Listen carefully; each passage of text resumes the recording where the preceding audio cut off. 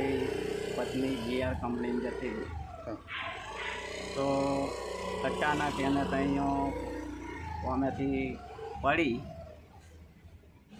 એટલે ધ્યાન સડી ગયું દવાનું. તો પછી એ લોકોએ દવાખાને દાખલ કર્યા પછી એ લોકો પાછા કયા ટાઈમે છોડી જા તો મને ખબર નથી.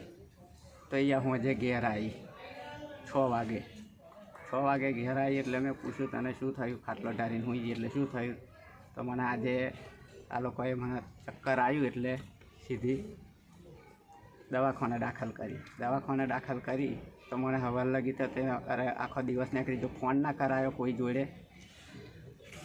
પછી તાત્કાલિક પાછો હું ગાડી મારા કાકાની કરીને અને સીધો લાવ્યો હાલોજ હોસ્પિટલમાં આઈસીયુ. પછી આઈસીયુમાં મારે એવું બન્યું કે